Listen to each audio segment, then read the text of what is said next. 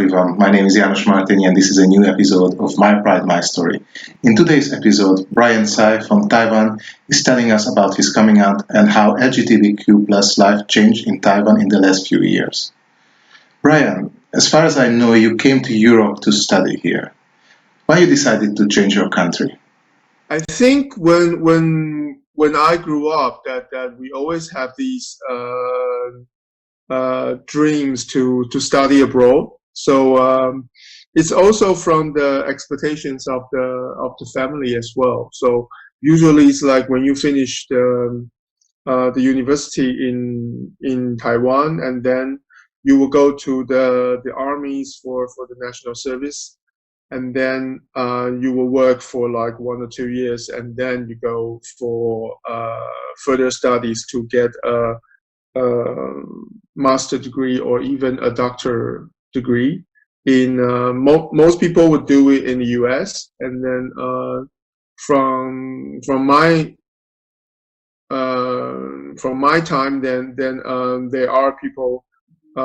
There's a trend that people get more, also go to the UK and Europe as well. You already came out in Taiwan, or was it only in Europe? In Taiwan, the situation is a little bit different. When I was young, when I was 20-something, I think not coming out is not a trend for people. So I would say that it's a concept that it's rather Western, because in Taiwan you have to consider that a lot of young people are still living with their parents. So basically, if they come out and then if there's something happened, then they would have problems with immediately a crisis where they need to live or where they are staying.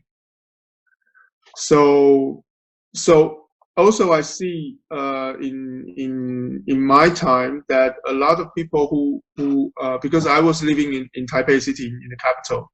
So people who are living in the capital, they're usually staying with parents. And then my friends and classmates who are from other cities, that they came to the capital to study, then they have more possibilities to really come out to their parents, because their parents are in the countryside. So they are already far away from them already. But still, as a matter of fact, that not a lot of people are really coming out to their parents or to families. And how was it accepted that time, and how is it accepted now? I think at that time, Taiwan, most Taiwanese people would have like, as long as it's not in my family, it's okay. So they don't mind that if it's the neighbor's son or neighbor's daughter, but just not my daughters or not my son. So most parents would have that kind of mindset. But then I think with the development of time, and then there are also social events happening, and then our government has strengthened the sexuality education in the school. So now it has changed that most people would be okay with someone being gay. The government changed the sexual education for the better. In about year 2000 or around that time, I don't remember the exact years. There's a schoolboy who was bullied in school because of he's a little bit feminine, and then he accidentally died in the toilet in the school. And then from that time, the Ministry of Education in our country decided to change that. So they put a lot of emphasis on the sexuality education. And what is the situation with LGBTQ plus rights in Taiwan? Well, it's just been 1 year that 1 year ago that Taiwan has become the first Asian country to adapt same-sex marriage. So yeah, it's well, I think a few days ago it was just the anniversary of that. So now it's been 1 year that gay people can get married. And how would you describe gay nightlife in Taiwan? It's very free that you can do whatever you want in Taipei. So there are gay bars, then there are also fetish clubs, one, and then there's a gay cafe areas that you can just hang out. So it's quite open. So I think you can say that Taipei is the gay capital of Asia. Is there any difference in the gay fetish bars of Taiwan and the fetish and gay bars in Europe? Well, at least people in Taiwan, they are not as direct as European people. So, and also there are laws, so stricter laws. So you can't really have sex in the public. Not like in Amsterdam that, in the dark room that you can do whatever you want. So basically in Taiwan, you cannot do that. There's no dark rooms. So yeah, so if you're doing something, you're taking your own risk. On your own risk? What do you mean by that? Now, because it is still possible that the police officer will come in and check for the safety reason. So sometimes they still do that. You said that you never had a coming out, but did you never talk about it with your family? Yeah, so I didn't really come out to my parents. So, but I assume that they know. They assume they know as well, I think, because I've heard rumors from other relatives. So I guess everybody knows. So just not everyone is talking about that. I did come out to my sister. So my sister knows, but I did that when we were both in the UK studying. Well, when I was already in the Netherlands and she was still studying in the UK. So then, so for that we talk about it, yeah. And I don't really come out to any other people, but they just knew. So. When they ask me, I never say that no, I'm not. So yeah, I would just confess this yes. Do you think it's easier for you to live a gay life because you are living in Europe, like you would have lived in Taiwan? Well, I think for people who are living with their parents, it's the most difficult part because they wouldn't know what consequences they would have if they are really coming up, if they really come out. But I think that is changing as well, because when you grow older and then when you become certain age and then you still didn't get married with a woman, and then I think everyone knows what happened. But it's just that it's not. It's not the topic that family would talk about in Taiwan. I mean, if it's like more traditional families, then they wouldn't talk about that. And then if you do not raise the questions, or if you do not raise the issue, the topic, then they would assume that it's not there. So that's the generation from my parents, they're more like that. So there's a gap between generations. So it's like if you were born in the late 60s and 70s, then you're quite okay with everything. So then you wouldn't mind that your kids or your friends are gay, because then we have already been in a very open society. But for our parents or a little bit older than our generation, so probably from the mid 60s, if people were born from the mid 60s and before, then they were more conservative about, it's okay that you're gay, but then don't talk about it, and then let's just pretend that it's not there. That was more the attitude for that generation. You mentioned that you never had problem to come out, but did you have a problem when you had to come out the second time as a fetish person? I only have one Facebook page, and I only have one Instagram. So then my Facebook was like mixed with all kinds of friends that I have. Like some are even my colleague or my classmate from primary school, from high school, from university, and then I have like my gay friends in Taiwan, and then I have the fetish friends everywhere. And then I just post whatever I want. And if they're curious, they would ask about it, and then I would tell them more. If they're not curious, they would just see it and then have no reaction, and then I wouldn't know what they're thinking. So I don't care. And the funny thing is that last year, I remember that I was taking a business trip with a good friend of mine and also my colleague to Paris. And then in Paris, we were meeting with our two friends.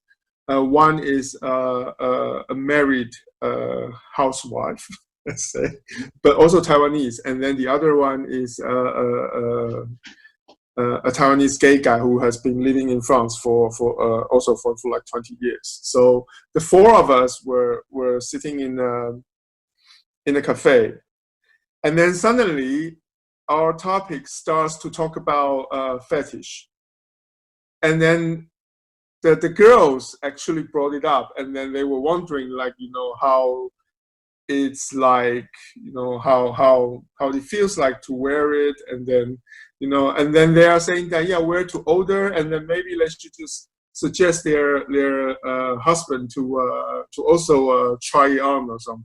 Do you have prides in Taiwan? And if yes, are they very different than the European prides?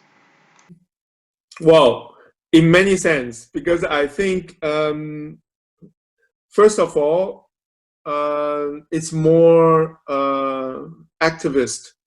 So you don't see a lot of commercial parties in the Pride, but you see a lot of students. You see a lot of social group. Then they are really like protest about gay rights, and then everything that they want to fight for more equality, and for less discriminations, and then for a fair treatment, those kind of things. So then you see a lot of it's very different. So it's not always full of music. So for example, in Taipei Pride, that you probably only have 6 trucks that they play a little bit music, but then between each truck that there are like hundreds or thousands of people.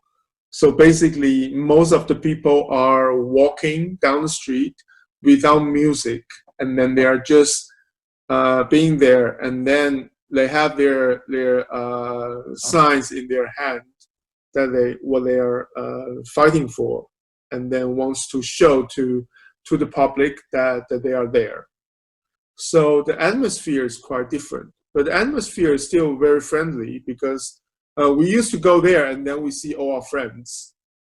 But these days it's very difficult because there are too many people.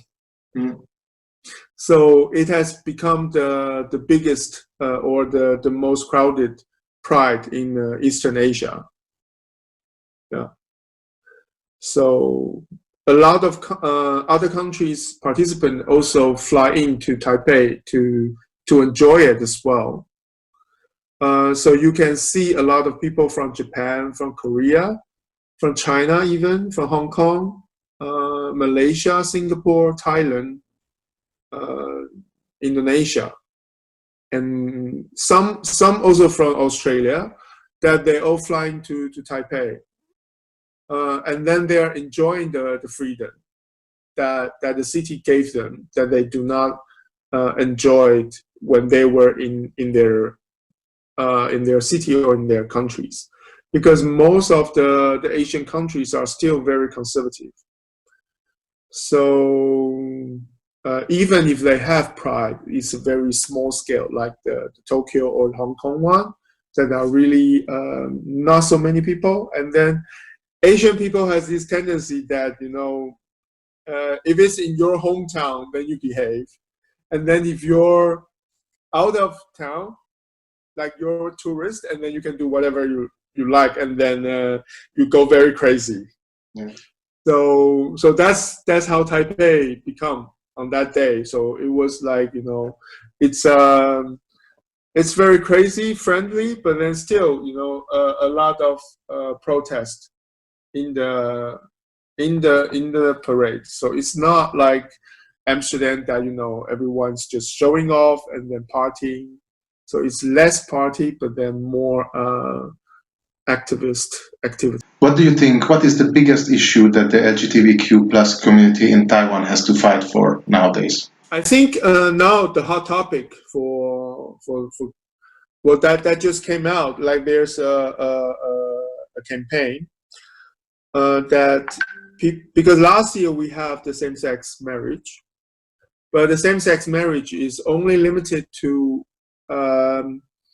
the resident and nationals that recognize same-sex marriage in their countries or in Taiwan. So basically, for example, there are couples that like maybe they're like Taiwan and Japan. So like one Taiwanese person and one Japanese person, that they're a couple, they are, boyfriends.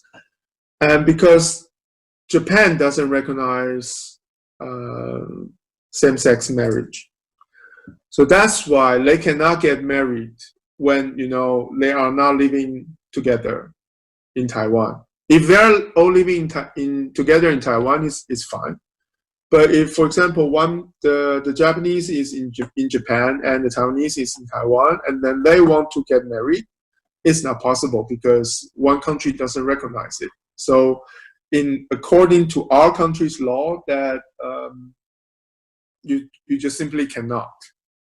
So they want to fight for that, to change that, to see whether there's any possibility that they can modify the law to enable even nationals from countries that does not recognize same-sex marriage, that they can still get married and then be together. When we talk about Asia, we cannot go away about the fact that on different hookup apps, you still find discriminations like no Asians. Do you think it's getting better or it's getting worse with the years? I think we had a discussion about like no Asians or no colored people, no femmes in when I was in the US in MIR. Well, let's put the feminine aside because I think that's a little bit different than the race. Because in Taiwan, yes, we do have that issue as well. Because in Taiwan, if you read the Grindr or if you read the dating apps, then you will still see that people want straight acting. People doesn't like no femmes, and then. But in Taiwan, you also find that of course they will not say no Asian, but then they will say no white. Mm. So it's the same. It's just that because most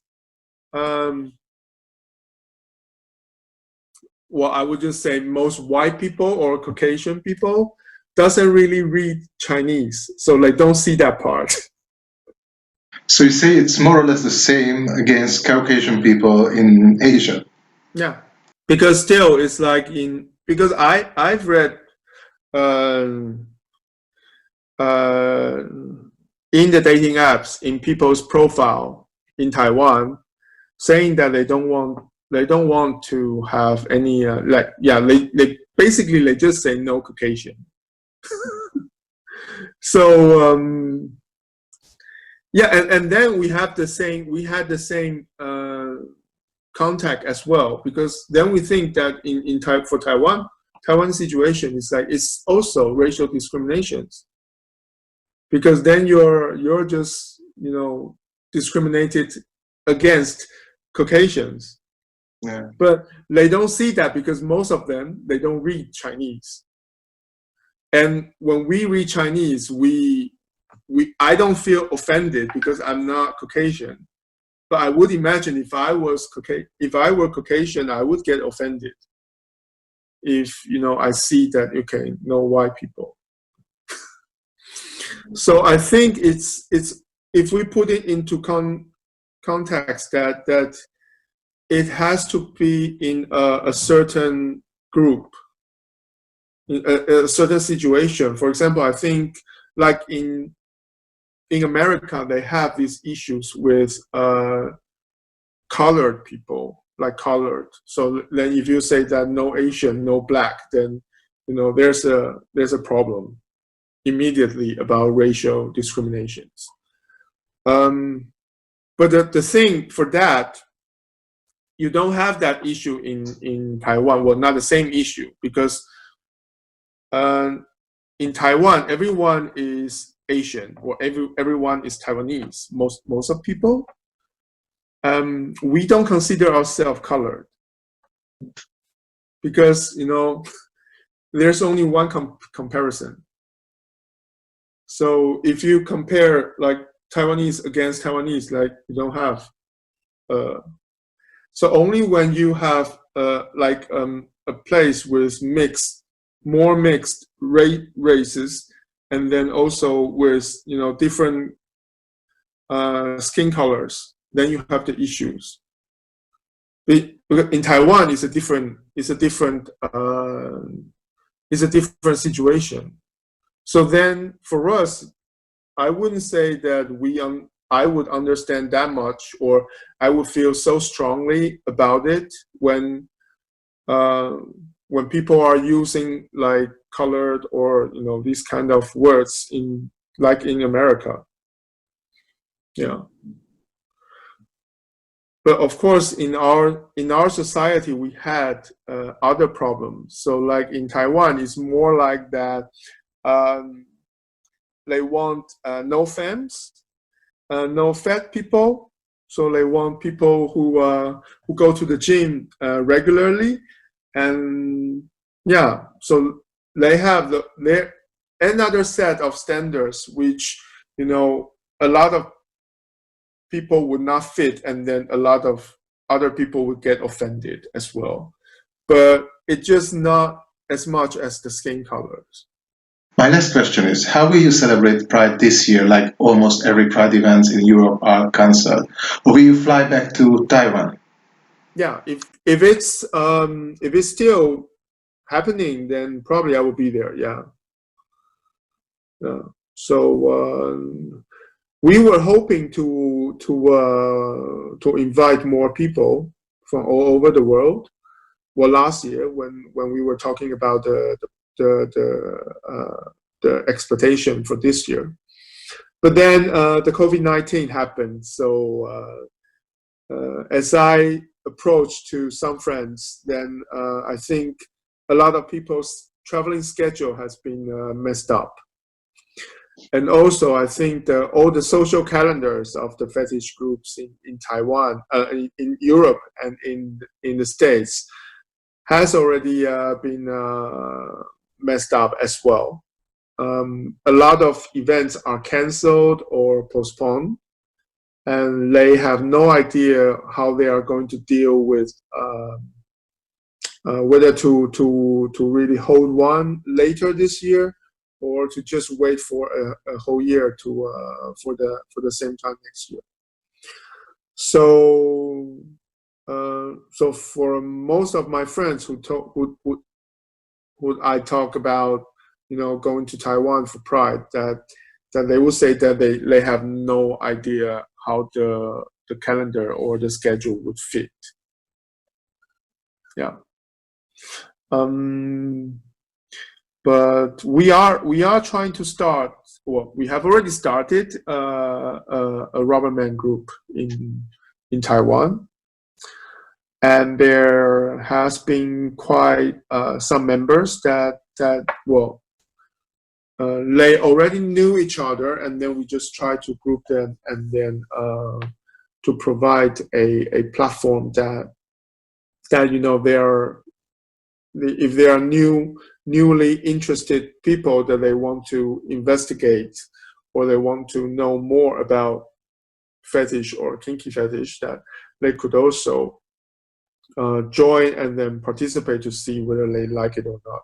So we're trying to do that, and of course that the social calendar of that group has already a little bit influenced by COVID-19 as well. But it's not as serious as the rest of the world. But at this moment, I think the social activities are also quiet down. So I think after the virus, then we will be thinking about how to get together. Like, no matter whether it's online or it's in real life, but then with a good social distance, then we will try to think of something.